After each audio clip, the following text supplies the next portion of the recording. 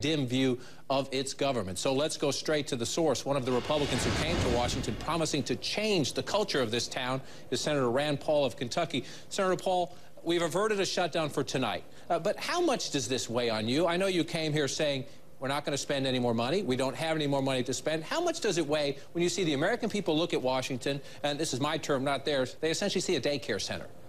Well, I'm sort of perplexed because, you know, the Democrats held this up because they said we don't want to offset the spending.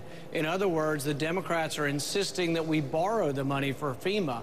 And I don't think anybody in America thinks that we can perpetuate these debts and continue these annual deficits in the trillions of dollars. So I think most people say, well, gosh, why couldn't we cut duplicate spending, or why couldn't we cut some foreign aid or foreign welfare that we're sending? So I think really the American people are ready for us to offset what we're doing and have cuts and not just add to the debt. I think on the big question of that, you're absolutely right. Most public opinion polls have shown people are very upset about the deficit. They want it dealt with. But I just want to show another graphic to our viewers. I want to take this one down and talk about what we were talking about in the sense of this FEMA fight. About $3.5 billion, $3.65 billion. This is the entire United States federal budget up here. You see where most of the money goes. Discretionary security spending, discretionary non-security, Social Security, Medicare, Medicaid, other mandatory programs. FEMA. How much does FEMA? Look at that tiny slice. This was a huge fight. Senator Paul, you were willing, if it came to it, to have the United States government shut down over this tiny little sliver. Is that principle that important to you? Well, what I would say is it's sort of the opposite. The Democrats are willing to shut down government if we don't borrow that tiny amount of money. But the thing about it is every program up here, you can say it's only a tiny amount of money. But, you know, if you can't cut $100 million here or you can't offset $3 billion there, we're never going to balance a $1.5 trillion deficit. So really you do have to look at even small amounts. And it should be a priority. Should we be spending this money overseas in foreign aid or foreign welfare? Should we be building our bridges here in our country? And it's something I actually agreed with the president. I got to ride on the Air Force One with him recently, and he's mentioned that. We have to be concerned with our country's needs as a priority right now. How much does this come up in the Republican conference, especially with members who are on the ballot next year? And I asked the question in the context of this. We have a new CNN ORC poll out tonight, and now again, tonight we can tell our viewers the breaking news is a government shutdown has been averted. But with that possibility, Senator, we asked them, if the government shut down, who would you blame? Republicans in Congress, 47%. President Obama, 33%. Are there jitters in the Republican ranks that the image of the party is taking a hit in the middle of all this? Well, I think you could also poll and ask people whether or not they think that we should add more debt or whether we should offset debt. You know, it's not whether we should shut it down. I'm not in favor of shutting it down either. I think we should pass appropriation bills like we used to.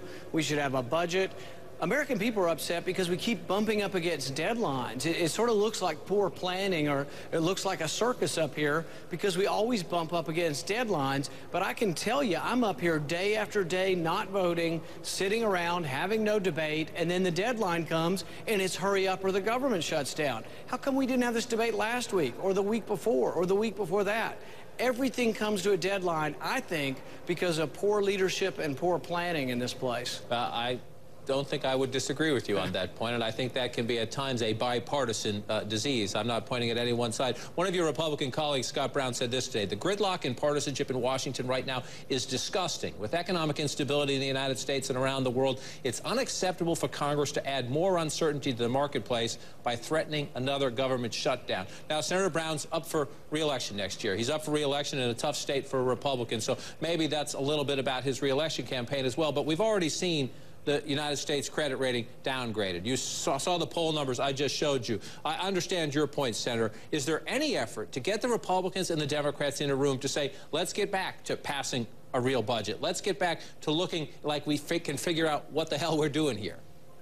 Well, many of us on the Republican side have been pointing out it's been over 900 days since the Senate has had a budget, so we are pushing to go through the process in the normal fashion. But I think people also are alarmed when you talk about uncertainty in the marketplace. I'm very alarmed when I read the news coming out of Europe. But that has nothing to do with them having too much debate over there or too much gridlock. It has to do with them having too much debt. That's our problem. We are following on the heels of Europe because we have an enormous amount of debt. And I agree with Admiral Mullen when he says it's the #1 threat to our national security is our debt. So we've got to offset debt every time. Every time we have a new spending program, it's got to be offset by cuts in other places. And that's the only responsible way for a legislator to act, is to prioritize spending. For example, on the highway fund, we're giving money to turtle tunnels, squirrel sanctuaries, and flower beds, and our bridges are crumbling. That's what I asked the president. Can we not fix our bridges and put off some of these beautification projects for a while?